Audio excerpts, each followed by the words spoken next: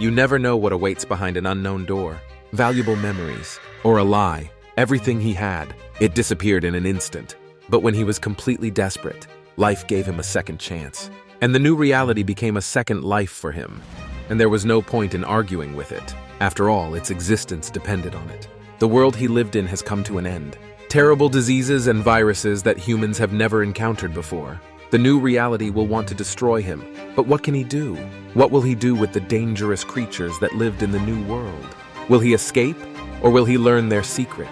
Sects, strange religions, all of this was waiting for him. He's a doctor, and his only faith is his scalpel. Although in such a place, believing in anything was stupid and made no sense. How will he meet this crazy world? We will find out soon enough.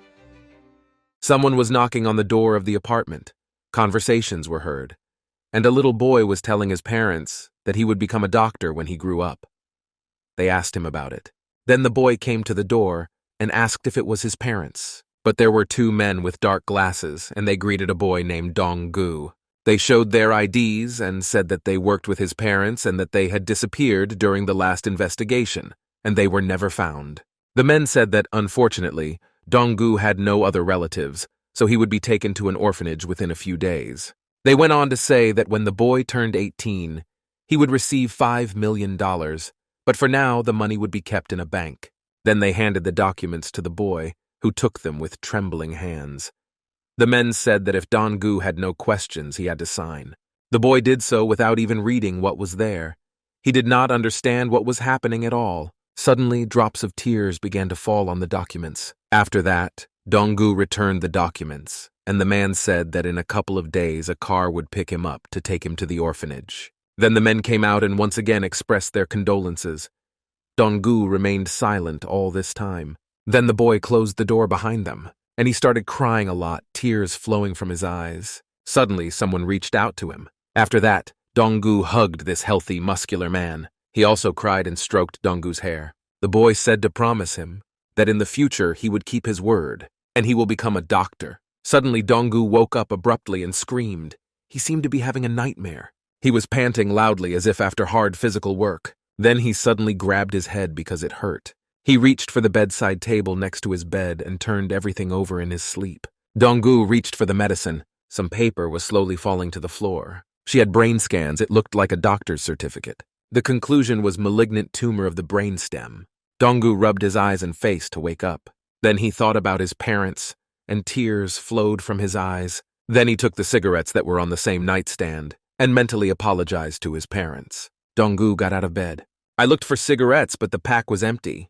Then he squeezed her, and I went out on the balcony. The view was of the ocean, solid water. Dong-gu was on a volcanic belt in the Indian Ocean. He was 21 now, but when he was 10, his parents disappeared during a research trip. The boy had no other relatives, so he lived in an orphanage until he was 18, after which he received $5 million. I decided to enter the Eastern Medical University. The sum of $5 million meant nothing to the rich. But for Dong-gu, a boy without parents, this was enough to live a long life without difficulties with money, and he studied so hard to get into university. When Dong-gu gave his speech at the ceremony, he was considered the best, the richest, and the smartest, the one whom God had spared. He said in a speech that there was only one patient in the world, and this is poverty. All this had a strong influence on Dong-gu. He gave up on his main desire and began to live in luxury, wasting his life. Dong-gu hardly ever went to class. He was considered a rising star in high school, but in college he became the son of a wealthy woman of easy virtue. But 6 months ago, Dong-gu was diagnosed with a brain tumor. He visited a bunch of doctors, but they all told him that Dong-gu had 9 months to live. So he gave up, stopped trying to find treatment, and his life began to come to an end.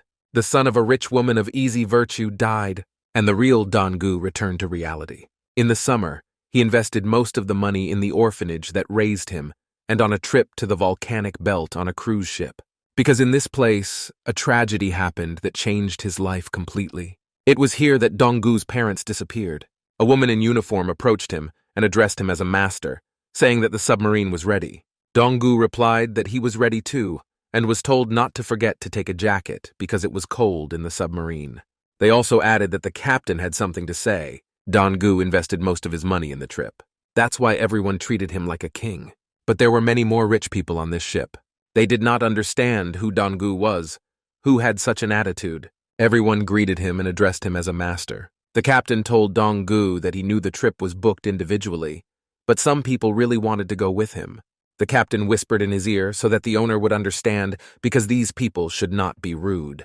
The woman was outraged that it had taken so long, adding that they had paid more than they had promised the captain, and that meant the sub was theirs. Donggu said that there was plenty of room inside and they could join if they wanted to, but if not, they had to look for another sub. They were outraged by this answer and started shouting. The guy with the dreadlocks, Jerry, told Michelle to relax. They'll save some money. Donggu agreed and said to hurry. Michelle started yelling at Jerry that he had promised that everything would be secret. Donggu would never have given up this dive. After all, it was in this place that his parents disappeared. At the end of his life, he wanted to find out what had happened. The submarine was descending lower and lower when suddenly one of the passengers loudly greeted his viewers on the broadcast. It was Jerry, telling us what they were doing, and his friend behind him, Derek, asked him if he was sure no one else knew about the operation. Jerry told him not to worry because even if someone knew, they were alone at the moment. Michelle replied that she had some doubts about this. Jerry got annoyed and said that they had all heard the guy and he was definitely telling the truth. Besides, the area was too big to find them. After that, Jerry was outraged that there was a dirty window in his seat, so he wanted to move. Michelle told him to be careful. The captain asked Jerry to sit back down and fasten his seatbelt. Because there is a lot of shaking underwater, it is dangerous. And the guy moved closer to Donggu and continued to loudly record his broadcast. Donggu didn't pay any attention to him and only thought about whether he could find any wreckage. Suddenly, he noticed something at the bottom. It was something of an obelisk.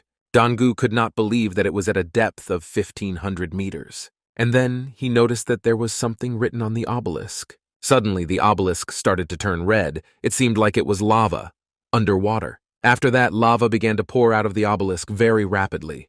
Donggu grabbed his head and screamed. It hurt very badly. Then he closed his eyes. And when I opened my eyes, I couldn't believe what was happening. It's all bullshit. And Donggu was there. He could not understand what was happening. Suddenly, the captain shouted for everyone to fasten their seatbelts. After all, they were all caught in a water vortex. Donggu held his head with his hands and eyes closed. The sub began to rock violently, and it collided with the vortex with a strong impact. The passengers inside were also shaken violently. Then another submarine attack.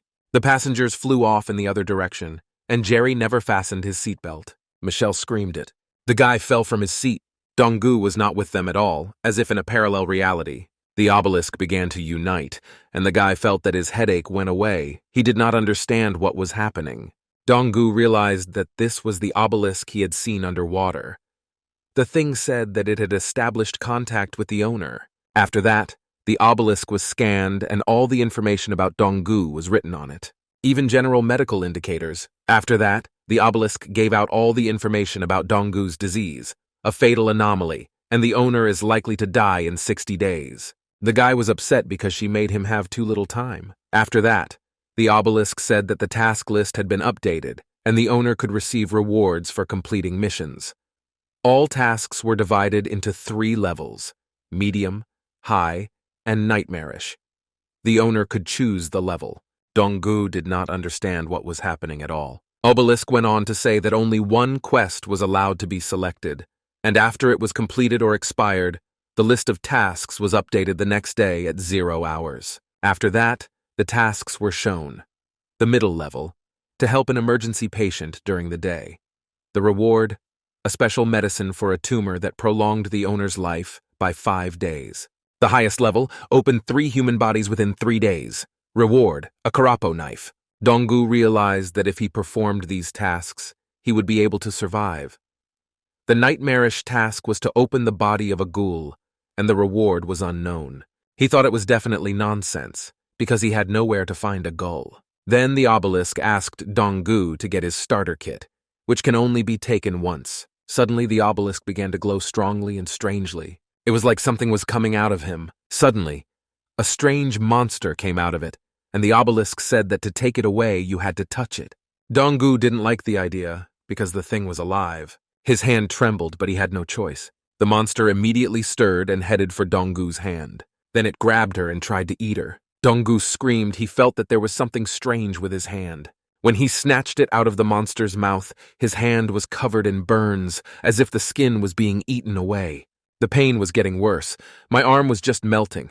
Steam was coming out of it, and Donggu screamed. After that, the guy lost consciousness and fell to the floor. Suddenly, the monster woke him up by patting his cheek with a tentacle. Donggu jumped up sharply and pulled away from the monster. His hands felt like they were burning with fire, and he was in severe pain. The obelisk reported cold palms. Rarity was 1 star, and the possible level was 3rd level 1. Cold palms. This skill has always helped doctors keep their hands calm during treatment and operations. Donggu was furious. He did not understand what this system meant, and whether it could be connected to the disappearance of his parents. Suddenly, the obelisk began to repeat the question of whether the boy was ready to choose a mission. Donggu shouted that he wanted to know the truth and asked to see the list of tasks. The system fulfilled his request, but Donggu didn't understand whether it was even possible to do it. He asked if he could select the task later. Obelisk replied that if he wanted to complete the task later, he had to use the system inside his mind. Suddenly, Donggu felt as if his head was being burst from the inside and was about to explode. It started to hurt so much. After that, Donggu returned to reality. Michelle yelled at him to beware and catch him. At that moment, Jerry was flying straight into Donggu. He hit the seat hard. Then it flipped over again and flew on. Suddenly, Donggu reached out to grab Jerry's hand, and it started burning like it did then. He grabbed Jerry by the collar. After that, I tried with all my might to draw him to me, and he did it. Donggu hugged Jerry tightly and held him close. The captain shouted to everyone to get ready and hold on tight. Michelle looked out the window and told everyone to see what it was. Donggu also took a look, and at that moment his expression changed dramatically. Because he saw that the fish were freaking out. Everything seemed to be on fire with red fire. Derek grabbed his head and shouted that it was supposed to be completely different. But in the meantime, the submarine seemed to have escaped from the whirlpool. It rose much higher. The captain breathed a sigh of relief and said that the danger was over. Jerry told Donggu that he had a great grip, thanked him for his help. Suddenly he fell to the floor, clutching his bleeding arm. Donggu noticed it right away. Blood flowed down the ground like a river. His friends flocked to Jerry's side. Donggu asked him how he felt, whether he was nauseous or dizzy. But Jerry was fine, only his arm hurt like hell. The blood did not stop flowing. The captain suggested that Mr. Gu wait until they got to the surface, where a doctor would help him. But Donggu shouted that he was a student at the Eastern University of Medicine and ordered him to bring a first aid kit. Capitan agreed. Donggu tried to calm Jerry down, saying that nothing was in danger except his arm. Suddenly, Donggu realized that it was his mid-level task to provide emergency assistance during the day. He closed his eyes and sank into his subconscious. He contacted the system, and it offered to complete or reject the task. Donggu accepted him. Meanwhile, the captain brought a first aid kit. Jerry said he started to feel a little dizzy. Donggu asked him not to get lost and ordered him to say something to distract himself. Jerry began to tell us about himself, that he was a TV host of a TV channel about the supernatural, and his favorite food was fruit pancakes. Donggu praised him and asked him to slowly raise his injured arm, and Jerry continued to talk about what he had loved since eating. Suddenly, his friends started screaming in shock. Jerry looked at his hand and asked if it was that bad. Donggu shouted at him not to look and continued talking. But Jerry's hand looked really terrible. Donggu found out that the wounded man had an open fracture of the forearm and could only provide first aid. He told Jerry that he had to stop the bleeding first. It would hurt a little, but Donggu asked him to be patient. Jerry agreed.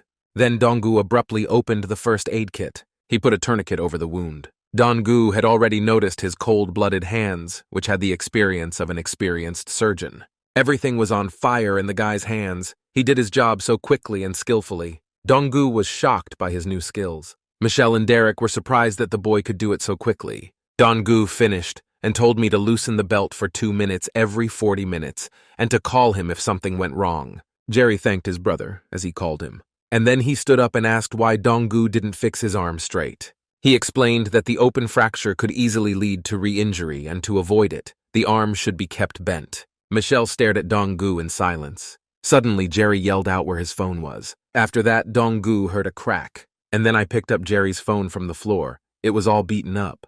Michelle abruptly and rudely snatched it from Donggu's hands. Then she yelled at him, asking if Donggu was blind and why he didn't look at his feet. Jerry was also upset. saying it couldn't have happened. He almost gave his life for the photo. Donggu ignored these words.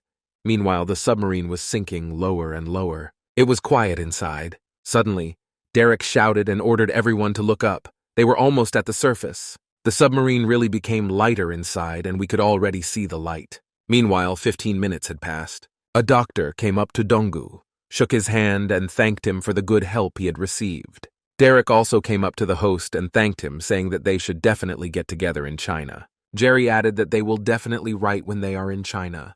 Donggu agreed. Meanwhile, the airplane's propeller began to hum.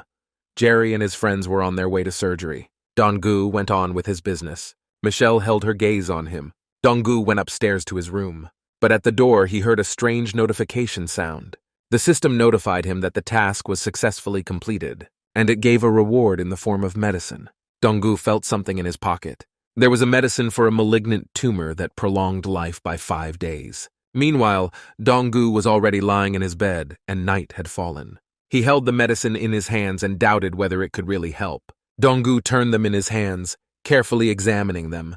He noticed a strange drawing on the back of the blister. He searched the entire internet, but never found the meaning of these inscriptions. And this strange drawing, it probably didn't exist in reality at all. Suddenly, Donggu felt a sharp and intense pain. The system notified me of a new normal task, to puncture the tire 1,000 times. Donggu thought that he would not have time to complete the medium and crazy tasks. Then the guy grabbed the phone lying on the table. I ordered a jug and a needle from the hospital. He performed this task for 2 hours in a row. On the last one, the system gave me that notification again, and she reported the task completed. Donggu improved his level of cold-bloodedness. After that, a reward appeared in his pocket. Now he had another 5 days' worth of tumor medication. Donggu decided to take one. But then something stopped him. He got out of bed. He went out on the balcony, thinking it was too risky to take unknown medications. Donggu felt that this system was like a demon, tempting him with unbelievable things every time. He decided to make a few calls. Donggu called his friend Kai and asked for help. Meanwhile, 3 days have passed since that conversation, and the guy was in the city of Dongzhou. Suddenly, someone called Donggu. It was a breathless Jixuan Kai. Donggu asked his friend if he had done everything he was asked to do. Kai fulfilled the request, but there was one thing. Donggu put his hand on his friend's shoulder and asked why he was so tense. Kai started screaming, squeezed Donggu's hand, and asked if he really wanted to end his life like that. Meanwhile, the events moved indoors. In room 3, Kai said that during Donggu's absence, various rumors were spread about him, that he had spent all his money on gambling and therefore committed suicide. And then he said that he had no idea what else Donggu was doing. The friend replied that they were medical students and should have thought more positively. Kai ordered him to tell him why he needed help after 3 months of absence. Donggu asked if his friend would believe that he had met a doctor and he had given him an unusual medicine that needed to be tested. Kai continued that Donggu was going to take a retake. They were all in shock. It was not like wanting to kill someone. Then he opened a box of test tubes and said that these were cells of a malignant brainstem tumor, and he grew them into a suspension. Donggu praised his friend. He had grown a lot in these 3 months. Kai replied that it was all about the Pioneer Cup. They couldn't relax during the vacation. Donggu realized that it was a national competition among medical students and joked that it made Kai gray. The friend got angry and replied that if he hadn't attached importance to the cup, he wouldn't have been able to grow the cells so quickly. Donggu asked if the contest was somehow related to malignant tumors and asked to take him with him. Kai asked if his friend was sure he wanted to go through. Meanwhile, the events moved to room 24. It included Sai and Donggu. The other students were shocked that he wasn't dead and started whispering. Donggu greeted his classmates and the headmaster, but there was no particular reaction from her. She turned around and just kept talking about some kind of experiment, as if she didn't notice Donggu. Then the guy began to strangle his friend, saying that he knew Donggu had previously hit on Wang Zhongxiang, the headman. Kai could barely explain that he had asked him to, but the headman turned to Kai and asked why he was so slow. This saved him from Donggu, and Kai asked the headman to allow his friend to study with them to prepare for the exams. Wang Zhongxiang only rudely ordered him not to interfere. Donggu agreed. Kai told his friend not to pay attention because everything was already in the past. Then Donggu put on his mask and agreed. So the students started studying. Donggu was watching from afar, Suddenly, one of the students shouted to the headmaster that the rat's stomach was swollen like a frog's and they could collect fluid. Tsai was happy, saying that this time they could count on a successful story. And the students began to conduct experiments. The starosta said they had to collect the fluid because the tumor cells had started to grow. Dong-gu asked Kai what questions about tumors they had researched. My friend explained that their topic was photodynamic therapy of tumors. The imported photo initiator is too expensive to save money, so the starosta suggested growing the cells themselves. Dong-gu whispered how the research topic could help him with the growth of his tumor cells. Tsai began to explain, but he was interrupted by the angry starosta who said that if they wanted to talk, they had to leave. The guys immediately began to apologize and stop talking. There was silence and the starosta set to work. She inserted a needle into the mouse's abdomen, and Dong-gu suddenly felt a sharp pain. He screamed loudly and grabbed his head. After that, he suddenly felt very sick. Everything swam and darkened before his eyes. Dong-gu fell to the floor and started screaming. He tried to open his eyes. Suddenly his expression changed dramatically. After all, he saw terrible things in front of him. Everything looked like after his apocalypse, and there was no one but Dong-gu. He did not realize where he was and with whom. Dong-gu grabbed his head and screamed because he saw something. There was a bloody message on the wall, similar to the one on the medicine. Then a notification from the system went out, and Dong-gu changed dramatically as if someone else had moved into him, and he began to read these inscriptions. They said that the fruit of darkness grows in the abyss. A dead worm will soon appear in this world. After that, Dong-gu came to and asked himself how he could have read these inscriptions. The inscriptions began to flow down. They had some kind of worms on them, and everything looked so disgusting. Dong-gu immediately put his hand over his mouth because he started to vomit. Then he looked down and realized that these strange creatures were alive and crawling right toward him. One of them started screaming.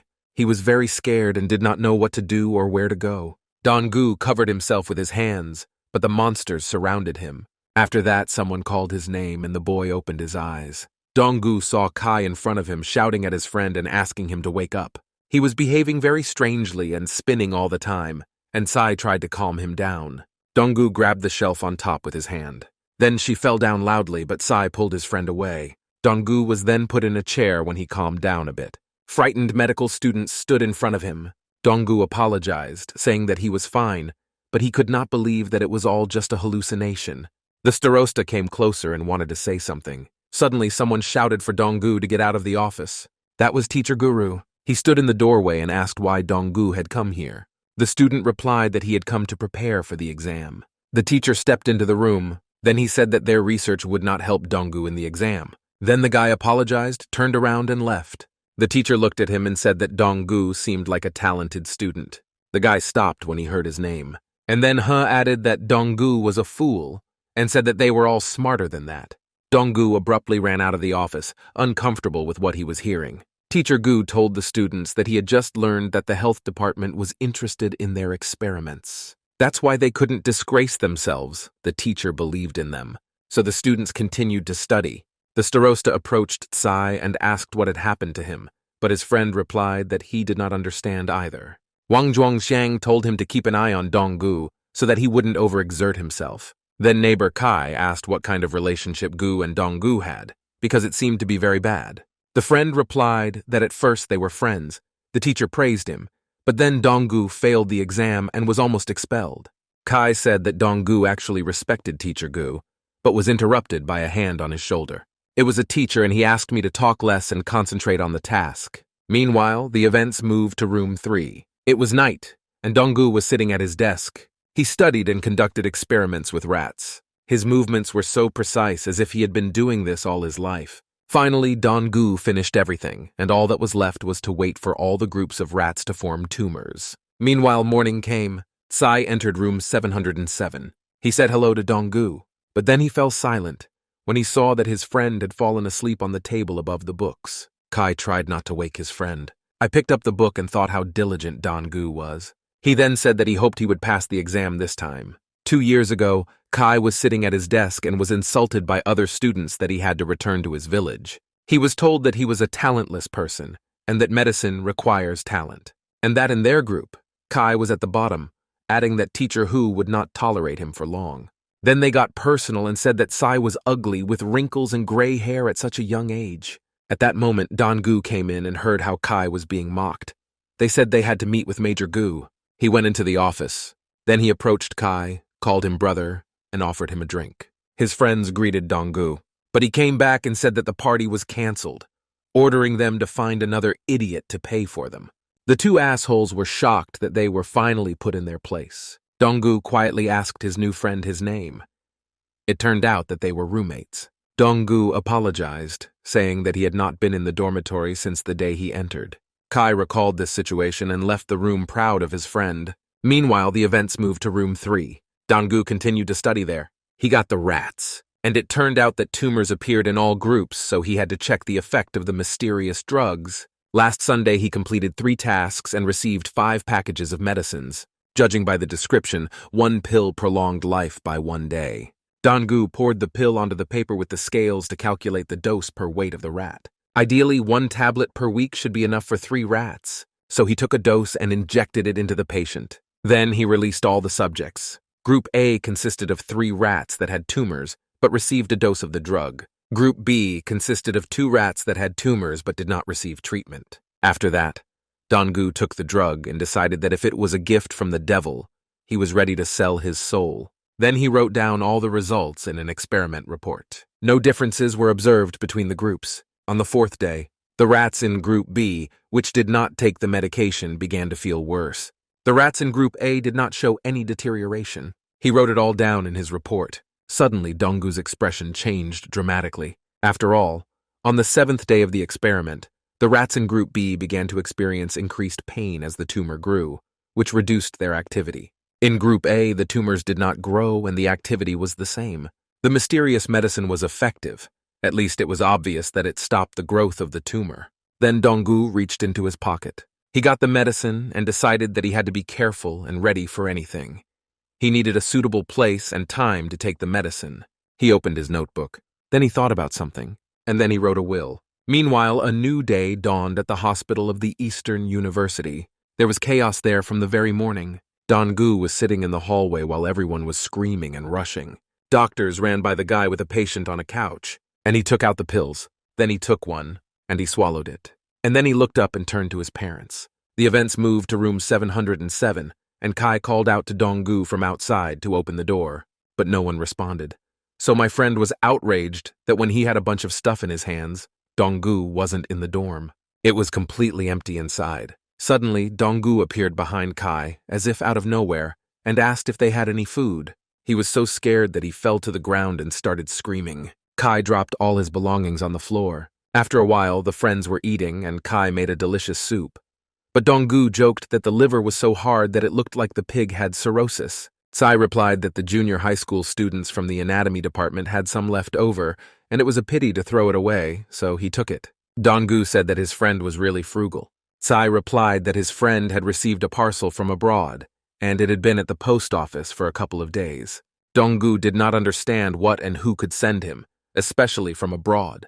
But when I read where the package came from, I was shocked. After all, she came from the Maldives. Dong-gu thought it was his new friends, because he heard the doctor on deck say that he would take Jerry to the Maldives. Dong-gu tried to contact Jerry many times, but never received a response, and his phone, which had the recording, was broken. A mysterious force associated with the anomaly of the Longkang volcano belt. It may have had something to do with the disappearance of her parents. The conversation between those people confirmed that something had happened there. Meanwhile, Dong-gu had already unpacked the parcel and saw something he hadn't expected. Jerry's phone was there. He immediately grabbed it and tried to turn it on, but the screen was cracked. The phone had not been repaired, and it did not even turn on. Dong-gu thought that maybe they had lost the phone and the person who found it couldn't bring it back. But the main thing is that the phone hasn't been turned on or watched, so Dong-gu will try to repair it. He then asked Kai if he had a small screwdriver to take the phone apart.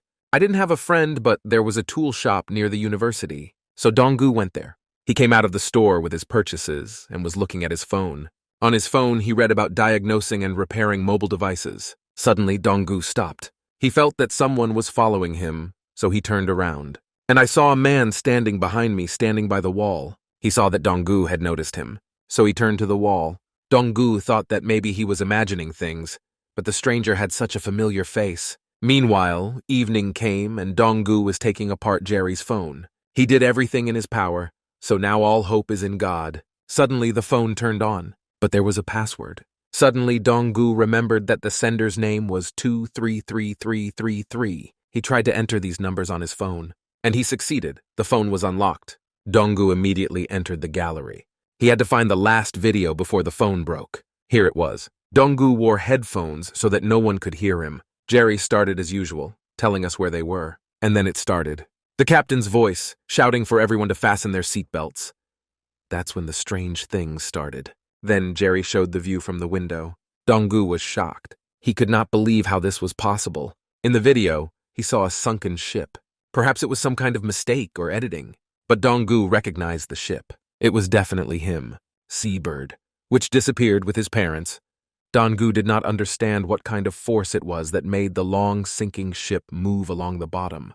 He continued to watch the video, and I realized that it was during that time, how Dong-gu got into the system. He heard some whispers, too loud for him to hear. Lin Xiaotong warned him so that he could hear Jerry's scream, and at this point the video ended. But Dong-gu wanted to hear what he had to say. He turned the sound up to maximum, and he listened carefully. Dong-gu said the same thing then as he did during the rat experiment. About the worms of death, they will come with heaven and earth. The guy got angry when he heard this and threw the phone. Suddenly Dong-gu stopped. He realized something. He remembered those words. The fruit of darkness sprouts from ancient eternity, and the worms of death will come with heaven and earth. The same words from the strange inscriptions on the wall in the laboratory. It was all connected. Meanwhile, night fell. Dong-gu carefully got out of bed so as not to wake up Kai. Then he went to the window to smoke a cigarette. He looked up at the sky and remembered his parents. Dong-gu realized that he still knew nothing about what they were doing. They were always going somewhere and saying that they had meetings, and that Dong-gu was bound to become a good doctor. The company where her parents worked also soon closed when the Seabird disappeared. Dong-gu paid a lot of money to investigate this company but found nothing. Layson's research must have something to do with that power. It couldn't just close down. Suddenly Dong-gu's expression changed dramatically. After all, he saw the same man from below. This man was at the hardware store in the morning. It was now obvious to Dong-gu that he was following him. Perhaps he was here to take Jerry's phone. Is it possible that this is because Dong-gu was on the Longkang case? He picked up Jerry's phone. The new friend then told Dong-gu that someone had advised him to go on a reconnaissance mission to Longkang, so they had to be part of a circle of outsiders who knew little about the secret forces. And since Dong-gu and Layson's parents are in the know, he needs a break to learn about all the events to get closer to the truth. Meanwhile, morning came and Kai was asleep. Dong-gu was going to. He put on a robe. Then he went to Tsai's bedside. He woke his friend up with a snap of his fingers. Kai stood up abruptly and looked at the time, saying it was only 7:30. Dong-gu asked his friend how much longer he was going to sleep. He added that they are medical students of the future who will always be responsible for healing people. The events moved to the building. The guys were discussing how the exam was going and whether there was still an opportunity to come and observe. Dong-gu told Kai not to worry because everything was almost ready. Suddenly the guys noticed something and stopped. The starosta passed in front of them, carrying some experiments. Dong-gu offered to help. She didn't seem to mind. Kai also joined in, offering to move all the heavy lifting from Dong-gu, and the starosta agreed. She ordered me to take the boxes to mark them and transfer them to the experimental platform. Dong-gu walked over to the shelf he had thrown last time. He thought that he might have met someone that day, and that caused the hallucinations. The headman asked Dong-gu what he was doing, and then I asked him if he played RPGs and whether he needed them, simple NPCs, to give him a hint. Dong-gu apologized, saying that he was just experimenting with rats. Suddenly someone came in and called Ruo Xiang. The other medical students came in and were surprised that Tsai was early. They said hello to everyone. Dong-gu charmed them with his beauty and said that they would help them today. Their friend was very happy about this fact. So the students started working and studying. Everyone was doing their own thing. Suddenly the headman heard Dong-gu and Kai talking. It turned out that the labels of the group of rats were repeated, and Dong-gu suggested changing them. The starosta watched the wonderful friendship between the two different boys. Suddenly, all the students were called out loudly. Teacher Gu came in and started telling us about the news from the doorway. Dong-gu started stumbling and said that the teacher had come early. Gu ordered the work to be stopped, and he listened to him. He said that the country was looking for new talent, and they needed to find a group of doctors. There was an announcement to sign up. Donggu thought it was very strange that the country needed help immediately. Something unusual must have happened that was not known to the public. It could have been about the strange logcan group. Perhaps this was his chance to enter this strange circle. The teacher continued to talk about the participation and the competition, but Donggu interrupted him. He said he wanted to participate. Asked what project Donggu wanted to participate in. And he joked that he would like a competition to see who could best demonstrate medical negligence. Some of the students started laughing. Donggu replied that he was serious and asked to be given a chance. Friends began to stand up for their friend, and even the starosta changed her mind. She said that Donggu has been working hard lately. No one expected such praise from Wang Zhuxiang. Teacher Gu said that the students guessed correctly that the professors might have chosen students who showed promise. And then he told Donggu that he would give him a chance, that if the student was qualified enough, he would take him on. And he told the others to hurry up and go to the office building to practice, because everyone would take part. Teacher He told Donggu that he wanted to see how the student worked with a knife. The guy thanked the professor.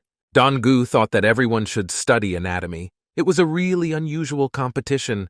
It seems that the country needs doctors immediately. He looked at his light-handedness in the system. He needed 500 points to reach the next level, so he had to hurry up and practice to get better. Previously, Donggu performed simple tasks. Now he had the opportunity to study anatomy. The deformed human remains that were in the difficult task would not be so easy to pass. Teacher Gu called out to the student, but Donggu was deep in thought. Then the professor started shouting and the guy came too. Teacher Gu shouted at Donggu, asking him what he was thinking about. And then he asked everyone to come to the morgue with 4 of them. Donggu realized that this was his chance to examine the deformed body and agreed. The events moved to the morgue. 4 guys stood in a stupor. After all, everything looked very strange. A transport port for cargo transportation, clothing for chemical protection. Something very strange and suspicious was happening. It was raining heavily. The white boxes looked like they were for home storage. 80% of those wearing chemical protection were brought in dead. The friend agreed, saying that Mr. Gu had said that the school had special resources for those who were studying, and they must have come to send new resources. Tsai said that now they had to choose teachers who had previously made the plan and came from the disaster site. Donggu said that since they had a choice, they had to choose the deformed body first. The student agreed, saying that he should choose one without flaws, but that he would get more points for deformation.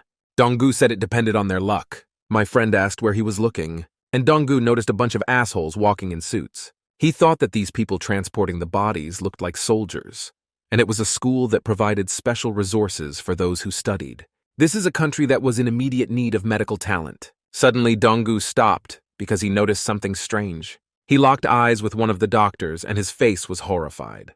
Donggu got scared, and the suit-clad doctor accelerated his movement. Then a friend called Donggu, saying that they were in a hurry. He turned to look at the strange man. Donggu did not understand anything, but it was strange. So the students came to the classroom, brought a certificate, and said that Teacher Kui and Gu had asked them to take the leftovers. But the man on the phone told them to come in themselves, because there was a new delivery today, and all the leftovers could be used. So the students went downstairs. Kai noticed those white boxes.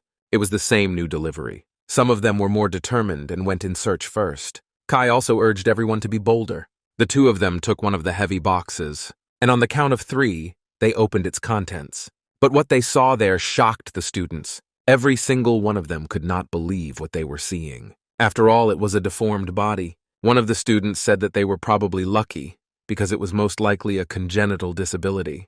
Kai asked Donggu if he thought the corpse was okay. He felt that something was wrong. Suddenly, Donggu stood up and told Kai to help him. He headed for a particular box. Then I went up to one and tried to open it. Kai approached him, and Donggu asked him to help open the box. And together they managed to open the lid. When they looked in, they were shocked again. Kai shouted out that it was the same deformity, but it's a different part of the limb. The students could not believe what they were seeing.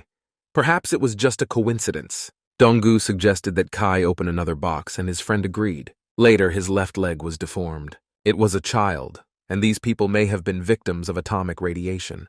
Donggu then told them to open all the boxes. They all had different deformities.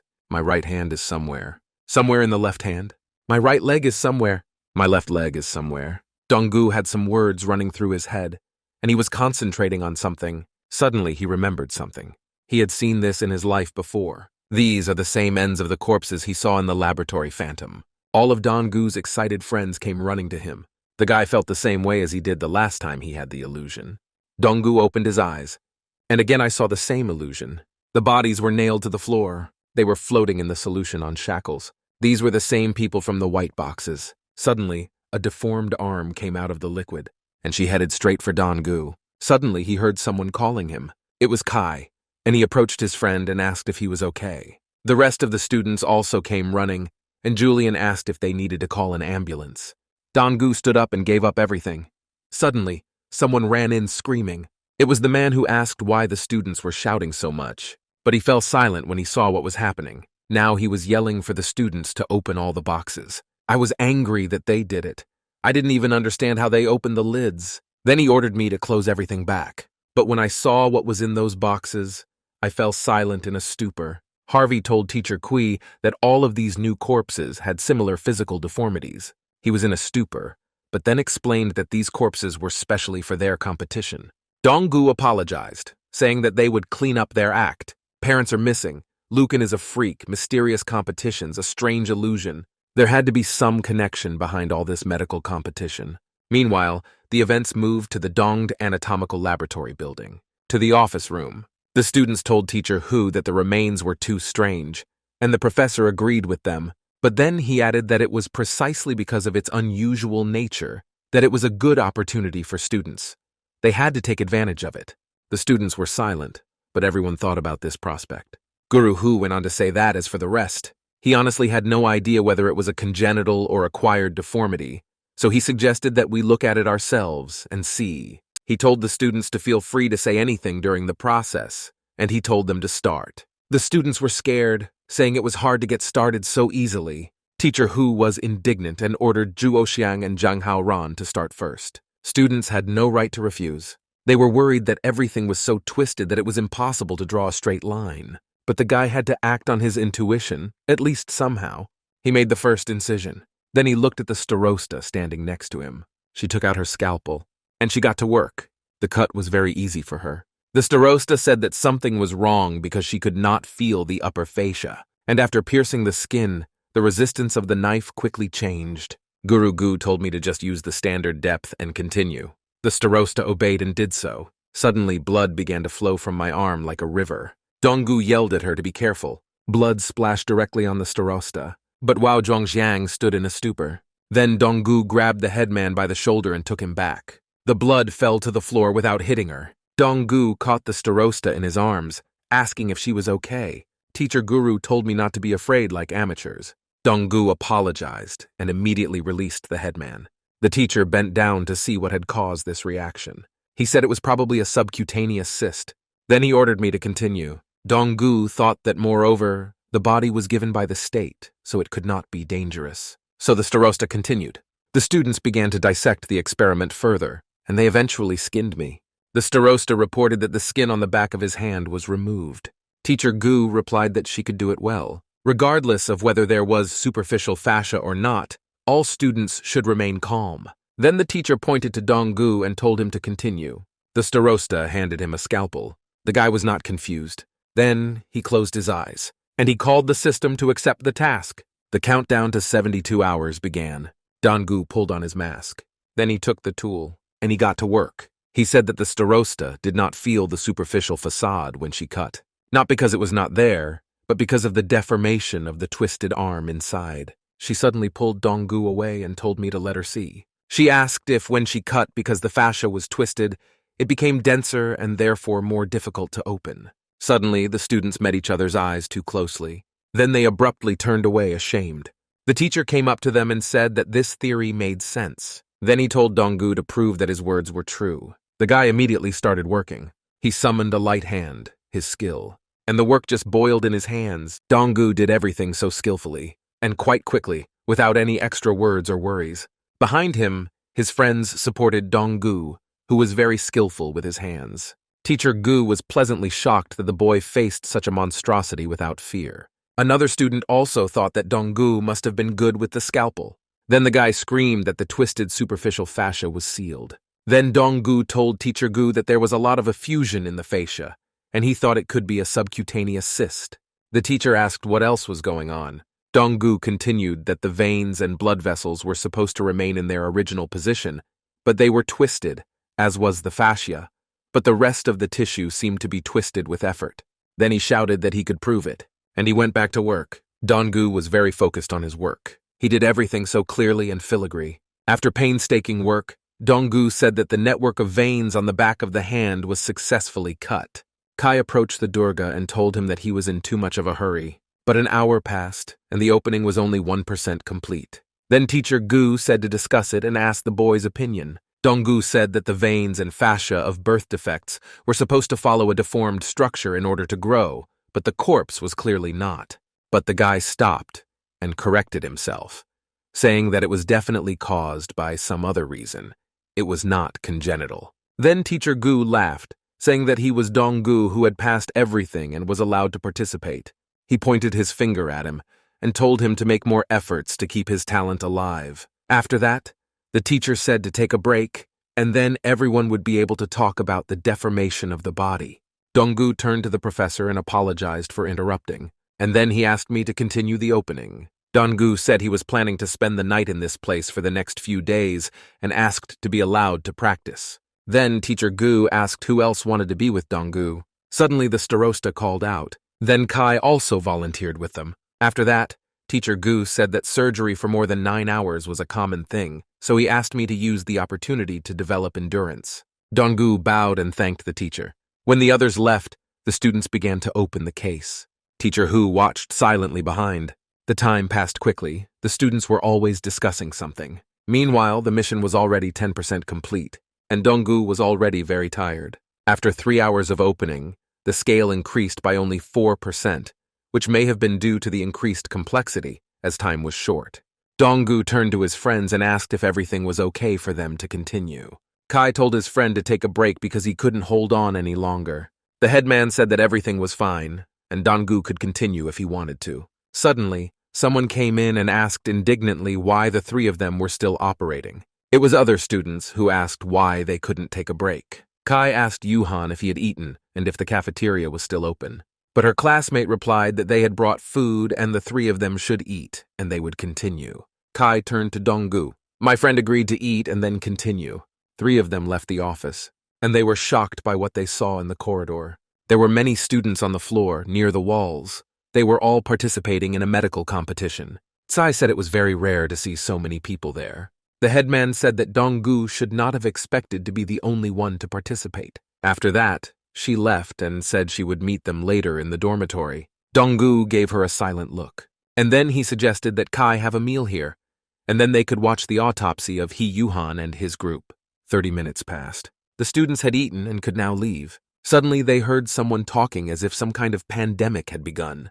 The 2 boys discussed that the bodies might have been mutilated as a result of some kind of pandemic. Another hypothesized that it could have been caused by some secret experiments. Then Dong-gu told his friend Kai that they had to hurry. So the students went back to the opening. The mission was already 20% complete, later by 40%. After that, it was 60%, and then Professor Gu joined. Then the students decided to rest for a while, but Dong-gu stayed awake and continued to study. Later, he continued to uncover more, and the mission was already 80% complete. On the morning of the 3rd day, there were only 14 minutes left. It seemed that the work was about to be completed. Only a few final details remain. Finally, Dong-gu underwent a complete liver resection, and the mission was 100% fulfilled. Dong-gu handed over Kai's liver.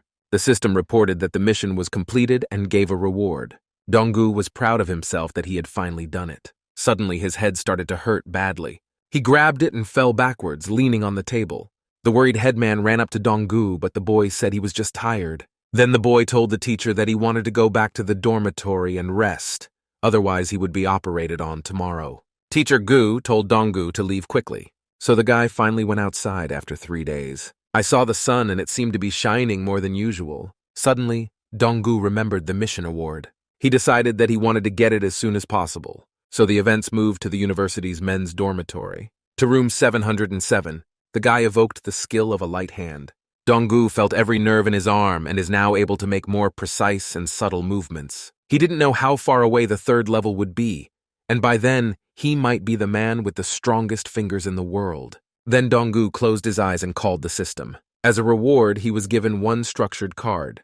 To get it, Donggu had to press a button. He looked at the system, opened his eyes, and he pressed the button. Suddenly, something rather strange began to happen.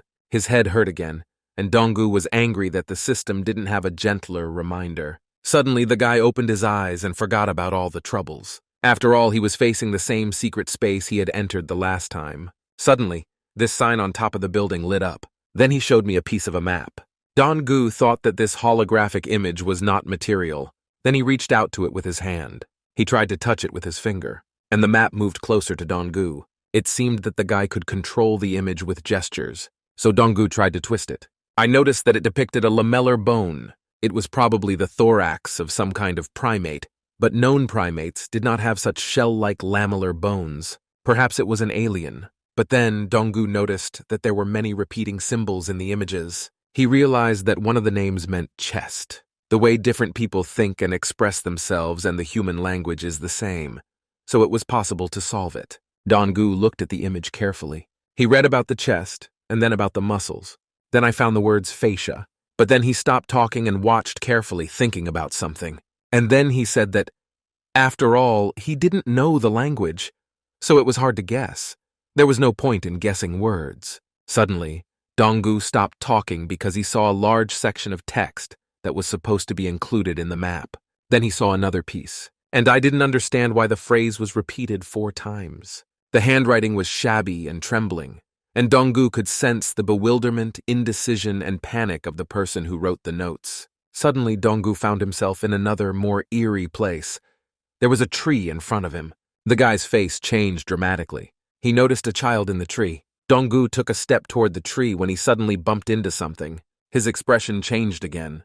Down below, he saw a pile of corpses that were also deformed, which was surprising. Suddenly, that child began to fall from the tree. Donggu ran to rescue her and catch her, but he did not have time, and the child fell right in front of him. By covering Donggu himself in blood, he looked down to see what it was. But Donggu could not believe his eyes. After all, that child was him. Donggu shouted sharply and slammed his hands on the table. But I found myself in my dorm room. It turned out that it was all just a dream. Suddenly, Donggu heard some sounds behind him. It was a frightened Kai who was frightened by Donggu when he came in. The friend apologized, saying that he had fallen asleep on the table and made a big mess. After a while, the boys were eating. Kai said that when Donggu left, the first group was given a corpse of a woman by Wanqi's teachers. Her arms and legs were deformed, but her skin was beautiful, like in a moisturizer commercial. Donggu asked Kai if he even understood what he was talking about. The friend panicked, shouting that he was just observing from a medical point of view. Suddenly, Donggu realized that he had seen that banyan tree in an advertisement. He reached into his pocket for his phone. I opened a search engine there. Donggu wanted to find the banyan tree he saw in his dream. This tree has existed for 1,000 years in the village of Huron Dongzhou. But the tree from his dream had no leaves, even though it looked very similar to the one in the photo. The article referred to a plan to develop a cultural tourism zone in the village of Huron. He opened the link and his expression changed dramatically. It showed a girl interviewing a man. Donggu could not believe his eyes. After all, this man was the same corpse he had been operating on for the last 3 days. Donggu realized that there could be no mistake and that it was definitely the right corpse. Only this morning, he removed his left eye. Donggu's shock knew no bounds. It turned out that the body was once the head of the village of Hurong. Perhaps the village itself was the source of the deformation and the cause. Regardless of the source, there had to be an epidemic outbreak in the village, and all the bodies that arrived had to be villagers. Donggu decided that it was too dangerous to go there. He needed another way. He found the village's contact information. At this point, Kai called Donggu, saying that Teacher Gu had written about an important message that he would deliver in the evening. Meanwhile, the events moved to a city outside the university campus. There, Donggu was buying something in a store and asked if he could use it without registering. The seller gave him a SIM card and told him not to worry and just throw it away after using it. Donggu went away to a quiet place. To take a SIM card and insert it into your phone. He took a piece of paper. Then he made a call. There were so many screams next to him. 2 boys were playing with water pistols and making a lot of noise, and then they ran away somewhere. No one seems to have answered Donggu. Suddenly, he saw that they had picked up the phone after all. There were some strange hissing sounds coming from the phone, and at that moment, a man was loudly advertising his leather bags. It was so loud that Donggu could not hear anything. He decided to leave this place. I was separated from the noise of the city. Donggu looked around and decided that he could hear everything here. And indeed, someone used the phone to ask for help in a hoarse and weak voice. Donggu was frightened and checked to see if the person was really telling him this. It sounded like he was squeezing words out of himself. Donggu decided to look into it. The opponent spoke in short words that he was not dead, that he was not them about the creature in the tree, and asked to be released and saved. Donggu was shocked that his interlocutor was still conscious. He tried to talk to him, but the interlocutor said in a shout that the creature in the tree was not. And then the connection was cut off. Donggu apologized and said he would try to save him. He got angry and thought he had to get to this village as soon as possible. Suddenly someone called out to Donggu. He turned around and saw a man wearing black glasses. This is the same man who was persecuting him. He took off his glasses and ordered me to give him all his belongings, and then everything would be fine. Donggu disobeyed and asked if they knew each other, and that he did not understand what the stranger was talking about. The man said not to worry, and that he was just a simple employee and wanted to kindly assure Donggu to cooperate. He added that the guy was smart enough, and these documents were just a pile of garbage for him, so why not give them away? But Donggu didn't understand what kind of document they were talking about. The man reiterated that he was just doing his job, so he got in touch with Donggu. But there were others. He said his parents were great people, but they took something they shouldn't have. Donggu shouted. He was very angry. He said that the man was from Laishen, and he had long suspected that his parents' accident was not an accident. The man replied that Donggu had spoken as if the company had killed his parents, but that was not the case. The guy was furious. He took out his phone and started filming, telling the man not to think he could do anything with his power. Donggu will find ways to bring them to justice. Suddenly, an angry woman came out of the door and yelled at the boys. She told the boys not to shout at her door. The man told Donggu that the next time he found him, he hoped the boy would realize everything on his own. Donggu decided that when his parents disappeared, Laishen sent someone to follow him. Laishen knew everything about him very well. But why didn't Donggu know what document was being discussed and why they were looking for it? Donggu couldn't tell them that he had come into contact with a mysterious anomalous force, too easy a way to play dumb and not be suspicious. He remembered his parents, whether they had really left and what document they were looking for. Meanwhile, the events moved to the men's dormitory of the medical university. Donggu stood outside the room trying to open it. Only the guy put the key in the lock. Kai abruptly opened the door to announce the news in a shared chat. Donggu got a good slap in the face with the door, for which his friend apologized. It turned out that the competition was postponed until tomorrow. Sai recalled that Teacher Hu said that there would be an important announcement in the evening, but no one expected it to be like this. Donggu said that this was due to the deformation of those corpses, so the competition was really not easy. Then Kai began to pray to the Buddhist god, and Donggu told him to go to bed early. My friend agreed, but he thought he had to find out the truth as soon as possible. Morning came, and there were a lot of buses near the university. Teacher Gu handed out certificates of participation to his students. They will be checked at the entrance. The professor reminded Donggu that he was under pressure to allow him to participate as an exception, so he had to do well. Suddenly someone called out to Teacher Gu. It was Professor Yu, who apologized for being late and asked how the preparations were going. Teacher Hu told us, and then wanted to add about the following events in the hospitals for the students. Meanwhile, Johann was trembling badly, as he had been since the students got off the bus. The guy replied that they were too calm because Professor Yu's team was recognized as the strongest team at the university. The leading team has been awarded a first-class scholarship for 6 years in a row. At first, Johann didn't say anything because his attention was on something else. Qingshan Medical University, also known as their university, also participated in the competition, and he did not take into account other educational institutions. One of Mr. Yu's students said that Dongda University kept burning them with its eyes. It will be difficult to stand out among such people. Meanwhile, the students had already gone inside and were told to get in line and go through a metal detector and hand over all their devices. Donggu was next in line. He was fine.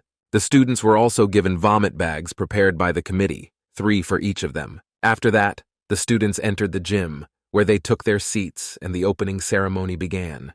Teacher Gu's students sat down with him. Suddenly, someone put a hand on Donggu's shoulder. The guy turned around and saw the starosta, who was interested in his well-being. Donggu said not to worry because he had slept well last night, so he wouldn't cause any problems. At this time, the opening ceremony was announced. Professors in white coats stood in the center of the field. One of them was a representative of the jury, Qin Chen-ye. He told us about the contest, that it would not be so easy. He said that this time it was a special contest. The country needs talent now more than ever, so no one could sit idly by. Those who prove themselves in the competition today will have an advantage in the next one. At that moment, the spotlights came on. Donggu decided that he had to do his best this morning. Professor Qin nodded to the guard behind him. And then I told everyone that the competition was on. They will select 2 teams of 3 people. After the speech, the guard left, saying something on the radio. And then a cage was brought into the hall, which seemed to contain something alive. But there was a lot of blood on the floor. The guard carried the cage in silence. The shocked students could not believe what they were seeing. Even the professors were shocked. Teacher Gu could not explain to his students what it was. In front of them, in the center of the hall, there was a huge cage with strange bodies fused together. Kai told Donggu that these were the same limbs of the corpses they had opened. It is not known how they could have twisted together. They were disgusting, strange creatures, like something out of a horror movie. This monster was probably formed as a result of human deformities. Suddenly, Haran began to vomit. She could not stand it. Then another student threw up. Then everyone started to feel sick, and one by one we heard characteristic sounds. Professor Qin ordered the member of the audit team responsible for student preparation to carefully record each student's answer. He emphasized that we should not miss any of them and show him the statistics later. Professor Qin then said into the microphone that they would get to the point while they were nauseated. But first, he wanted to warn the students. This monster was dead, but it continued its vital activity. And now Professor Qin wanted to know their opinion about this creature, but they had to remember that it could be alive or dead. The audience whispered among themselves. Professor Qin then asked if anyone had any suggestions. Then one student stood up because he had a question. Yuhan said it was Shui Ye Hong from Qingdao University. The student asked if the creature was infected with some kind of virus that caused the mutation, and said he didn't understand how they could live if they were twisted together. Then Yang Ming came forward and said that perhaps after his death, someone had put the remains together like this. The professor objected, saying that he was only saying that the creature could be alive and could continue to grow. Then he asked if the students from the Eastern University had any ideas. The guard handed them a microphone. The students panicked. This one told Donggu that Ma Jihua was trying to say something. The student stood up and apologized that all his ideas ended up where the students from Qingdao did. Su Ye Hong smiled victoriously. Professor Qin was angry but didn't show it, then asked what the other students thought. Suddenly, Donggu stood up and said he had a few suggestions. The other students whispered because they knew him as a local party animal. Everyone was gossiping and did not realize what Donggu had forgotten at this competition, and that their university was about to fall face first into the mud. Then the starosta came back and ordered the students to be silent if they had no ideas. Professor Qin told Donggu to say what he thought, and the guy said that in his opinion this creature looked like a banyan tree. The professor did not expect such an answer, and got a little tense, asking for an explanation of this point of view. Donggu asked if he could come closer. The professor ordered me to come down immediately. The students were now whispering about the professor's face. They were waiting to see how Donggu would prove himself next. The guy came closer, not a bit scared. I stood in front of these creatures and silently looked at them. Of course, he had a lot of emotions and thoughts, but Donggu tried not to let on. He eventually said that these human bodies are curved for a reason. Donggu continued that although it didn't look careful, their limbs were sticking out like the branches of a tree. Their bodies were the trunk, and their blood vessels and nerves were the aerial roots. Donggu's words really made sense. He went on to say that the heads of these creatures were merely proof of the existence of this species. Donggu suggested that the way this giant grew was not only by merging with humans, but also with any other creatures. Professor Qin asked if there was anything else in Donggu. The guy continued that banyan trees could create forests by themselves, and were supposed to be a full-fledged ecosystem in themselves. He noticed this when he operated on the tinderbox. He also noticed that the caskets used to store the bodies were special. If you look closely, the white paint was a mixture of lime and water, the main raw material. He went on to say that trees were also painted to kill parasites, and he thought that the reason why paint was used for bodies was the same. Donggu said that this is necessary to prevent these bodies from fusing with other organisms to continue growing. He added that it's not very sterile, but it's a kind of protection too. Professor Chin told Donggu that he was good, and asked how the boy understood the phrase that the creature was dead but could still be alive. Then the guy asked if he could go inside the cage. The professor did not expect such courage. And then he ordered the staff to bring gloves and a mask. Donggu put on his armor. There was no fear in his eyes. Then he boldly headed inside. Suddenly, he heard something strange. He turned around and noticed that the cage door was closed behind him. Haran asked if Donggu was going to be okay because that thing was scary. But it seemed that the guy could take care of himself. He came closer and carefully examined the creature. After a person died, the cornea became cloudy due to the loss of water, which meant that the bodies were indeed dead. Donggu reached for his eye to check. Suddenly, the cornea became bright. Then the monster screamed to be saved. He just came to life. Donggu stepped back and hit the cage. He was shocked because the voice sounded like the one he heard on the phone. Suddenly, all the bodies came to life. They started shouting that they were not dead and did not want to die at all. Students in the stands started shouting that they were scared and wanted to go home. Haran hid to avoid seeing this horror. Professor Chin watched everything in silence. Donggu regained consciousness and realized that the creature's eyes had dilated sharply, and then he hissed. He realized that it was all in the eyes. Suddenly, Donggu reached out his hand to the creature again, and it screamed for help. Then he covered the eyes of the body with his hand, and he abruptly stopped talking and looked dead again. Donggu thought that he could not save him, so he wished him to rest in peace. Professor Chin was shocked and did not even hide it. Teacher Gu and his fellow students did too. Donggu approached the next body, which was behaving aggressively. Then he pointed his hand to the creature's eyes in the same way. Then Professor Chin told Donggu that everything was fine and he could go out. He asked the boy if he could now answer the question of why this creature was neither dead nor alive. Donggu said that as a human being, this creature was an ordinary corpse. But through this strange fusion, they created a new species that could live. That same hiss was proof that they were human, but Donggu didn't think it was a resurrection within their knowledge. Professor Chin was shocked once again by this answer. Then he applauded Donggu for such a wonderful and comprehensive answer. Then the whole audience jumped up and started applauding the guy. Even other universities were genuinely enthusiastic about Donggu. No one expected such a performance.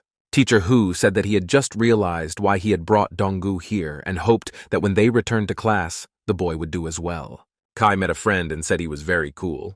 The starosta also could not take her eyes off him. Suddenly, Professor Chin addressed the students again, and he said that most of Donggu's analysis was true. The creature in this cage, according to their medical research, is indeed dead. And the sounds it makes are not due to obsession. It's just a manifestation of reflexes. The professor told me to recall the experiment with the frog's spinal reflex. Donggu realized that it was obvious. The sounds the creature was making were the reflex of a new species of corpse. The professor went on to say that before talking about the creature, he wanted to talk about the deformed corpses that the students had dissected earlier. Chin said that these people were infected with banyan disease. This was their previous name, and according to student Gu, the pathogen is most likely related to the banyan tree. The audience began to whisper that Donggu was right about the banyan tree. The guard ordered the main screen to be turned on. The professor said that the disease developed in 3 stages. The first is the incubation period, which is very short without symptoms, no more than 15 days. The second one is limb diseases. The mutated cells multiplied rapidly, similar to cancer cells. If the infection is amputated at this stage, the patient can be cured. The screen showed a very horrifying photo of the infection. The students could not take their eyes off this horror. It was a completely different level compared to what they had operated on. Then the screen showed a video of the surgeon's work. Donggu noticed that they were professionals, and even he, with his second level of light-handedness, could not match them. The professor said that all the bodies that the students operated on were at the second stage, but did not receive the necessary treatment. So far, there has been no significant data on patient recurrence after surgery and whether they have been completely cured, which needs to be monitored further. Donggu thought that these patients should be quarantined under observation, but he was surprised by the large number of corpses in the second stage, which was kept secret. Professor Chin continued that in the third stage, the mutated cells multiplied rapidly throughout the body. With the exception of the head, there would be structural deformities and skin ulcers elsewhere. Patients experienced constant severe pain and delirium, as well as muscle spasms, and in some cases, there were neoplasms in the form of horns. In the last phase, patients lost their minds, and if there were other infected people nearby, they merged into a banyan tree. The screen showed an example of two patients trying to bandage each other. After merging, they formed a hyperplastic skin with a large number of people, the final shape resembling a banyan tree. Professor Chin continued that they believed they were no longer human and could not be treated. After all, experiments showed that this creature was in two states at once, alive and dead. The living banyan tree continued to grow along with other creatures, and its black liquor became contagious. If you come into contact with it, it quickly infects the object, and it immediately enters the last stage. Two people in a special suit approached the cage with the tree. One would put the rat inside, and the other would take everything off. The rat stepped into the cage and immediately found itself near a black mass, began to tremble. The animal was afraid when it saw a monster in front of it. The creature immediately grabbed the rat with its hand, as if it were a human. Then she brought them closer to her. The rat immediately started screaming and just stuck to the creature like glue. Red steam was coming out of the rat's mouth. After that, his bones and limbs began to twist, and tears flowed from the eyes of the poor animal. After that, the rat grew permanently and became part of the banyan tree. Kai felt sincerely sorry for the animal. He could not bear to see this horror. Professor Chin continued that according to their experiments, the creature could hear very well and, thanks to this, find its victim. He explained that if the students encountered this creature, they were not to be afraid and to stay away from it. This monster could also infect and merge with other creatures to grow. The professor said that the student, Donggu, had just made bodily contact and was in a dangerous position. He went on to say that they put the creature in a vacuum laboratory and pumped out all of its hearts, which stopped beating, meaning that it died. Just like a normal organism, after death, it had to be preserved in formalin.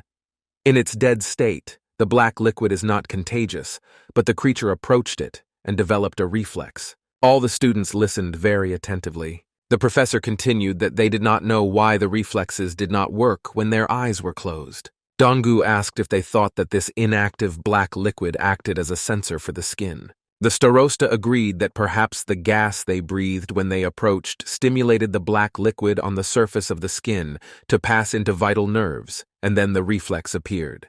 Kai agreed, adding that this is similar to the frog reflex experiment mentioned by Professor Chin. Suddenly, one of the students stuck out his hand saying he had a question. It was Shui Ye Hong, and he asked what the connection was between this creature and the banyan tree. Professor Chin said that while it is difficult to talk about the causative agent of the virus, fortunately, they have temporarily found that there were only two ways of spreading it. The first is a banyan tree that came into contact with the source of the disease. The second is direct skin contact through a black liquid. After that, the professor said that now everyone had to understand the purpose of the competition. They needed more people. He went on to say that the rest of those who did not make it to the next round could participate in other regular projects. They had to be a bridge between the laboratory and the hospitals. The professor said that everything they heard and saw was not supposed to be shared outside of medicine and reminded them of the confidentiality agreement signed earlier. Then a guard came out and said that they would first take a break, and at the meeting they would announce the list of participants for the first round. The professor left the room and Chin was asked how he was going to fix it. He said that the guy from Dongda University might have been perfect, but you need to be able to use a weapon, and you need to put the creature in the right place, and asked if their department had any thoughts on this. He was told that it would have to wait a couple of days and they could keep the creature in the medical department for a while. The professor replied that if they couldn't do it, they would do clerical work. Suddenly, someone came up to Chin and told him that he was right. He was told that after Donggu entered the university, he didn't study at all and went to nightclubs instead of classes, and it was his teacher Gu who insisted that he participate in the competition. Professor Chin replied that unfortunately there were too many people who were only able to talk, not to show. The events moved to the courtyard, where Kai, Donggu, and the headman were told that the three of them had made it to the final list of participants. The other students were told not to be upset. One of them seemed to be glad that he was not on the list, and said that he was not upset at all. Teacher Goose said that he could understand their feelings, because he had seen it too. But Professor Yu came up, interrupting the teacher, and greeted him and his students. Teacher Gu's students looked aggressively. Ma Jihua was with him. That is why there was such a reaction. Johan told Donggu that Ma Jihua from the group was also on the list, and he was quite good, so he advised not to underestimate him. My classmates supported my friends, telling them to do a good job. They thanked us for our support. Meanwhile, the events moved to the hall. They said that 32 students were on the list. Kai said that if Professor Chin had said that only 3 people would get in, the competition would have been fierce. Donggu closed his eyes to look at the task, because they had already opened the bodies, so the task would probably be different. He thought that the difficult task might well have been in the competition. The reward was a treatment diagnosis diary. Even if it was only 3 pages long, it could help decipher that text. Meanwhile, the doors to the hall opened, and the professors came in. Chin ordered everyone to take their seats and they would begin the competition. The students got up and left, and the professor said that everything they needed to open was in the boxes. He went on to say that there was no standardized assessment of the operation, but they were free to act, and the jury would be watching them. There was a red button next to the boxes. When she pressed it, the box itself opened, looking more like a coffin. But when the students saw what was inside, they could not contain their surprise. Even Donggu did not hide his shock, and definitely did not expect to see such a thing there. A nearby starosta said it looked like a chest part, but definitely not a human one. Donggu thought that it was the exact same chest as the one on the anatomical map he had received in the system. The starosta added that such a high concentration of formalin could not hide the aroma of this stuff. Kai asked Donggu what he thought. After all, it looks very much like a human chest, but this strange part in the middle and the color of the skin. Donggu said that it must have been some kind of humanoid creature, adding that these parts obviously connected the neck, stomach, and limbs. The starosta said it could be a deformity caused by other diseases. Donggu replied that it could have been some kind of alien creature. He put on his gloves and approached the study. The guy touched it with his finger and said that this skin was more like a thick layer of keratin. The students couldn't figure out where to start because they couldn't just stick a scalpel in it. The starosta agreed, saying that they did not understand his physiological structure. Donggu remembered that map and thought that if it was complete, the body must be directly connected to the surface of the skin and the plates of bones. He also decided that perhaps the map was minimalistic, and the person who drew it had not taken into account muscle tissue. Suddenly, all the students were called. Professor Chin apologized, saying that he had forgotten something. He said they only had 2 years to finish the autopsy, so he asked them to start as soon as possible. The students were outraged that this time was too short. Sui Ye Hong told Dong Hu Jun to go together and ask what kind of creature it was. Yang Ming replied that he could only wag his tongue. The rest of the students seemed to resign themselves and started working. John Bon was paired with a fellow student, a guy. A fellow student approached Ma Jihua, who was also the head of the school, with a desire to start.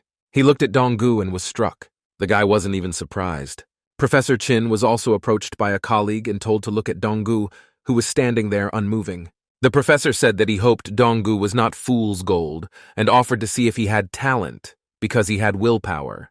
Kai told his friend that they were about to start when they heard someone complaining that the skin could not be cut. It was Sui Hong, and he stuck a scalpel into my body, saying that if you pressed hard, you could feel the bone below. Yang Ming said that there had to be a way to break the bones, otherwise they wouldn't be able to get inside at all. Su Yu Hong replied that it was easy to tell, because there is a layer of skin that is not visible to the naked eye. If you break the structure, it won't look like opening a corpse at all. Donggu suddenly realized that the image on the map was basically finished, only without the superficial keratinized skin. The guy closed his eyes and called the system. Then he accepted a difficult task. Donggu abruptly grabbed the scalpel. Then he started working, and he surprised his friends with this behavior. He began to cut away the surface layer of the skin. Donggu said that the outer layer is a cruel horny layer, without tissue or organs. The starosta was surprised, but agreed, because there was no superficial fascia or blood vessels, just a mass of dead skin. Kai said it didn't look like a mammal and asked who it could be. Donggu told me to forget about it. He said that the outer layer was a kind of protective film that was skin and muscles covering the bones from the inside. Then he ordered to cut off all the skin in this place, not to treat it carefully, just to clean it until they found the bones. The starosta accepted the task. Kai also, and the students started working. Donggu even rolled up his sleeves. The work was in full swing and things were moving forward. The entire process of the students was visible on the screen. The others thought that Dong-gu had just given up and started dismembering the body. No one understood what was happening. Professor Chin and his partners were shocked. Meanwhile, the students got to the bones. Dong-gu said that this creature grew up on calcium pills. Then he told Kai to give him a tool to cut the rib. Dong-gu set to work, but the bone was too hard. He used all his strength, but the bone was definitely not ordinary. Tsai suggested trying an electric bone saw on one side. Dong-gu agreed, and the students got down to business. Meanwhile, the mission was progressing by 4%. Dong-gu thought it was impossible to complete the task in 2 hours, but he could ask for an extension after the evaluation. With the electric saw, the situation was better. Dong-gu said that this was the last bone, and now it should be picked up. Kai did just that. He took out this top part, but there was something unusual underneath. The students opened their mouths in shock again. Dong-gu said that the chest rupture must have been caused by strong bones and muscle tension. He noticed that the sternum hid nerves and blood vessels. Dong-gu showed the others that there was a layer of fascia under the bones and muscle tissue near the rib. The starosta said that the bones and hard, horny layer were on the outside to avoid damaging fragile tissues and organs. Dong-gu agreed, adding that it was like armor, and Kai said that the creature could not have evolved like that. Dong-gu said that perhaps it was not to destroy the world. Professor Chin was told that Dong-gu was calmly reacting to strange things. They had found a real treasure. The professor replied that Dong-gu could have been sent to a mobile task force. The rest of the students watched Dong-gu and decided to do the same. Su A-hyun also said that he did not want to admit it, but at this stage they had to repeat Dong-gu's actions. Jian Bang told him to start quickly and just follow the example of the boy from Dongda. Ma Ji-hua ordered him to give him a scalpel and a power saw, and he started working. Meanwhile, Dong-gu calmly continued the opening. He did not pay attention to others. He was focused on his work. Suddenly, the guy said that the fascia and muscles covered by the chest cavity had been treated. He said that this creature, he had only one lung. The starosta told me to see that this lung had air sacs similar to pigeon lungs. It was all very strange indeed. Suddenly, Dong-gu felt this sharp headache again, causing illusions. The guy closed his eyes, and when I opened it, I found myself back in that strange world. He seemed to be watching someone writing something from the outside.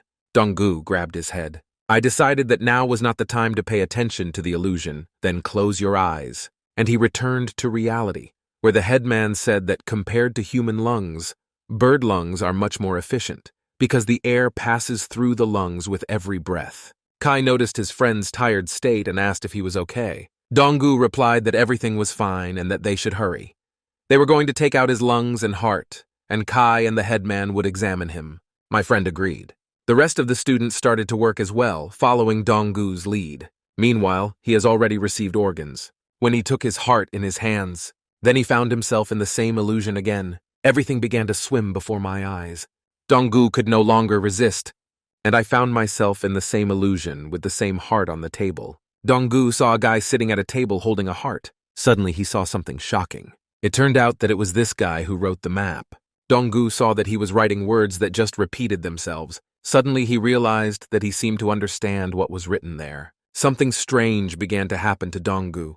He didn't belong to himself and read that it was better than them. It was more perfect than them. After that, the guy opened his eyes. And again, I found myself near my classmates, and the head teacher said that it was much better than theirs. Kai agreed, adding that these lungs, combined with this powerful heart, are like a biochemical soldier. Suddenly, Dong-gu realized something. He came back and told Professor Chin that perhaps this creature was intelligent. Everyone in the room gasped at this conclusion. Professor Chin told the student that he appreciated the question he raised, but he could not answer everything here, and added that Dong-gu would have the opportunity to learn more about it in the future. Then he said that there were 15 minutes left, so the students had to continue. Meanwhile, 30 minutes had passed. Everyone was sitting in the stands waiting for the results. Professor Chin was leaving and said that everyone had performed well, thanked them for their hard work. Then he announced the final list. 4 students from Dongda, Dong-gu, Wang Juxiang, Ji Xuankai, and Ma Jiahua. There are also 2 students from Qingdao, Shui Yehui and Yang Ming, and also a student from the Dongzhou University of Traditional Chinese Medicine, Jian Bansha. Professor Chin said that they should have known that what they were about to face could change their lives, so they should have thought about it better. Then he turned around and finally said that he was looking forward to meeting the finalists. Suddenly, Donggu stopped the professor. The mission was accomplished by 35%. And Donggu asked to continue dissecting this creature because he wanted to learn more about this species. Professor Chin agreed, saying that any member of the list could have continued the autopsy. The students of Qingdao said they would also continue the cause. Ma Jihua said that he would also continue. Zhan Bansha also shouted out that she would continue to work. Professor Chin just said goodbye and left. Donggu turned to everyone and offered to start a business. Everyone followed him. He was a true leader and role model. Meanwhile, the mission has already been completed by 50%. Other students also worked. The mission was already 85% complete. Students repeated after Donggu. The guy did not expect that thanks to the light hand of the second level, this mission could be completed faster. Donggu did everything very quickly and naturally. Meanwhile, the mission is finally over. Donggu breathed a sigh of relief, and he received his award. He told his partners that he wasn't feeling well, so he wanted to go back to the dormitory and let his friends continue. Tsai said they couldn't do it without him. The head woman told Donggu to go back and rest, because thanks to him, she didn't even do anything today. And then she added that before the competition, Mr. Hu's teacher had promised to have dinner together, so they would meet again. Donggu said goodbye, and his partners continued to open it. Meanwhile, half an hour passed and the events moved to the dormitory. Donggu was told by the driver that he would still be here at 9 a.m., and that a car would come to pick him up, so he had to be on time. After that, the car drove away, and Donggu thought that soon he might finally be able to enter this mysterious circle. But there were still nuances. First, it can be assumed that the disappearance of the parents and everything that happened were connected. But still, it is impossible to know whether his parents and Lai Sheng's company were good. All that was left was to guess. Donggu decided that he would first pretend to know nothing, and then continue his investigation after joining this secret circle. Second, there was still a tumor on his brainstem. Although Donggu had medication, he could not hide it during the medical examination. So it's better to tell it like it was. But for now, Donggu had two important pieces of evidence that he had to get rid of. He pulled on his gloves. Then he took the rats that had been his experiments. He thanked them for their contribution to medicine. After that, he did everything he could to prevent the animal from suffering. It was her last squeak. And Donggu threw everything into a garbage bag that was being burned. The second piece of evidence was Jerry's cell phone. He had to destroy that video. Donggu went out onto the balcony. Then he took a hammer. He just smashed the phone, leaving nothing behind. The video shows him reading out some strange text. Whether his parents and Lai Sheng's company were good or bad, the country may have already been informed.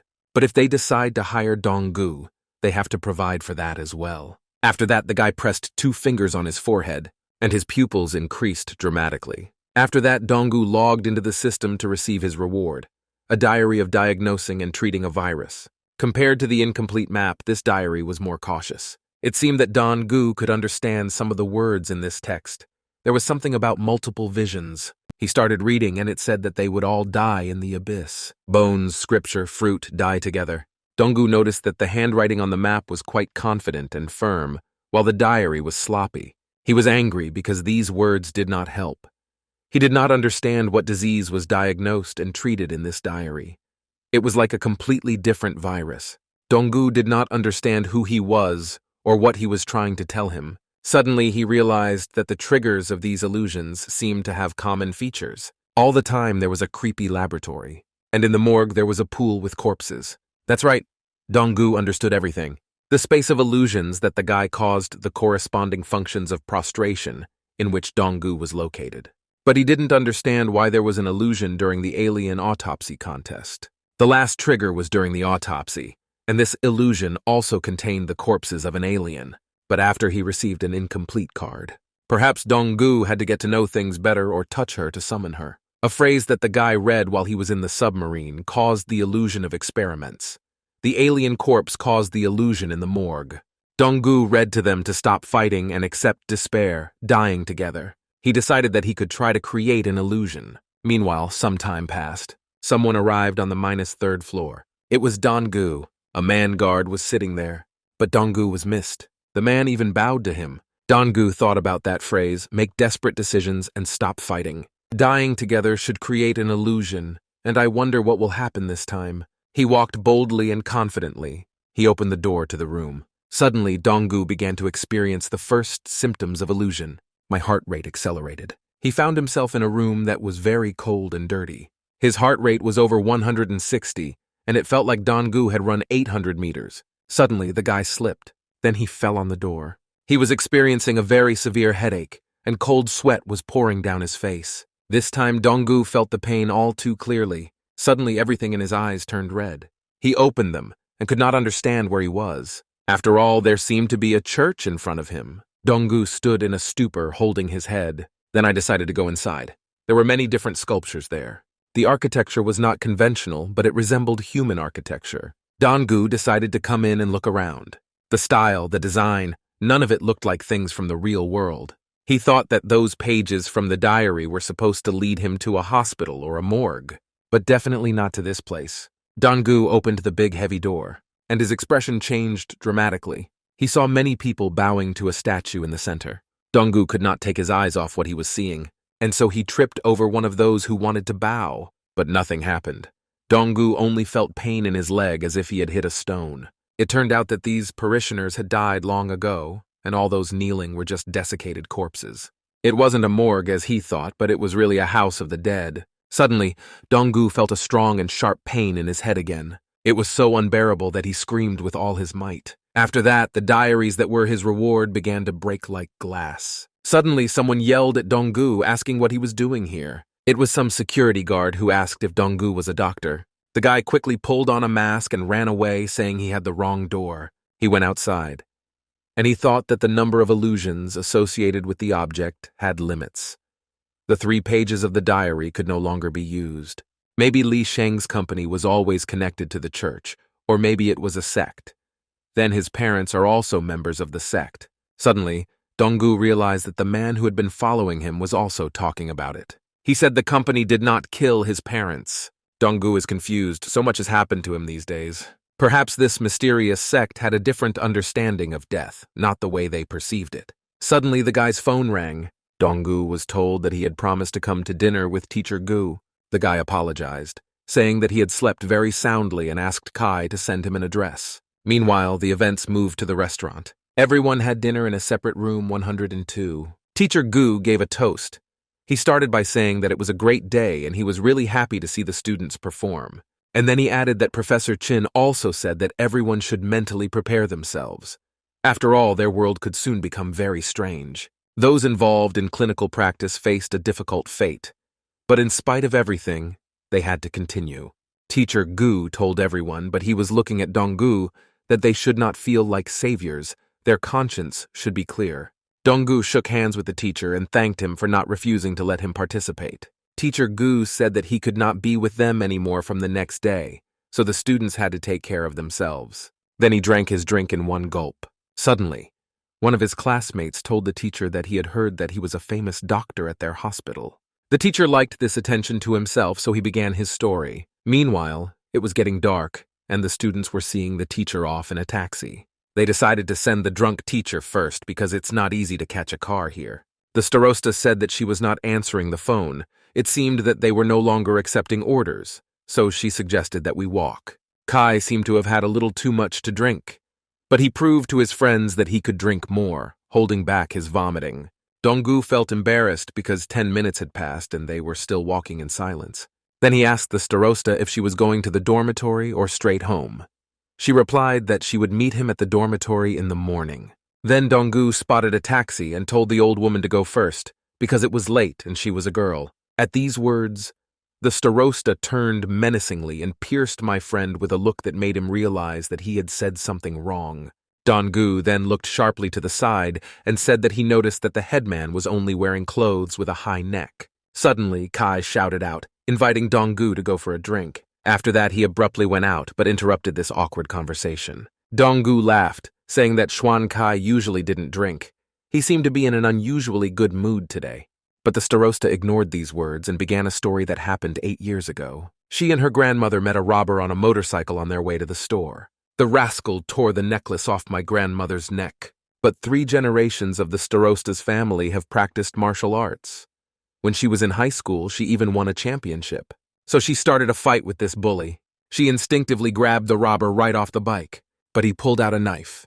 and he cut the starosta right on the neck. Blood flowed like a river from his neck. The starosta did not pay attention to this and managed to defeat the robber. I felt like a winner for saving myself and my grandmother. Suddenly, her expression changed dramatically. She had been focused on defeating the thief, but had completely forgotten about her grandmother.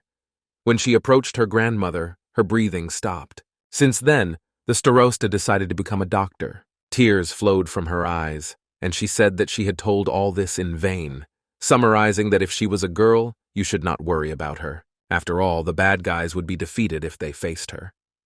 She added that when the taxi arrived, Donggu could send Kai home more quickly. The boy replied that the starosta had a thin and attractive neck, and it was a pity that she always hid it. He looked at his friend and said that it was just a friend's opinion. The starosta was embarrassed by these words. She did not expect them. Donggu looked at her lips, which he wanted to kiss so badly. The starosta thanked him for his advice. Meanwhile, 2 days have passed since that dinner.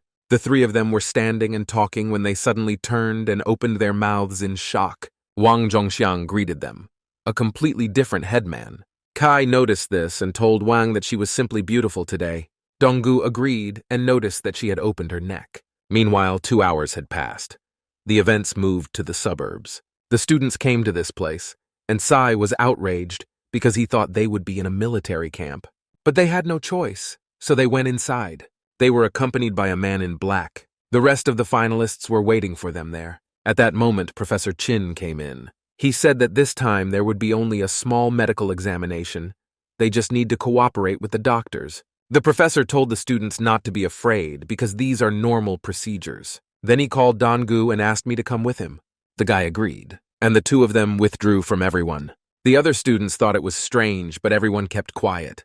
Professor Chin told Donggu to answer his questions honestly during the interrogation. He came back and said menacingly that the country knew more than he thought. Donggu simply agreed. Meanwhile, the events moved into the room. All the students were there, and Donggu was sitting alone on a bench. The starosta came up to him. She asked if everything was okay, because this situation with Professor Chin was strange. Donggu thanked him and said that everything was fine. At that moment, the door opened, and a man in a black suit came in and told Donggu to go with him. The guy silently got up and left. The starosta looked at him. She felt that something was wrong. Donggu was sitting in a small room in front of 3 adults. Professor Chin spoke and said that they would first talk about his family and asked where his parents were. Donggu answered what he knew. His parents were scientists and disappeared, and he suspected the Lai Sheng company of being responsible for the disappearance. Another man asked what else Donggu knew about Lai Sheng. The guy said that it was nothing, but he thought that someone from the company was following him. Then Donggu was asked why he participated in the competition, if he knew he had such a late-stage brain tumor. The guy did not expect such a question. Then he sighed sadly. He said that he wanted to join a society where people understood about these mysterious events. Donggu was asked what the reason was. He said that when he went in a submarine to the place where his parents disappeared, he learned about the existence of anomalies.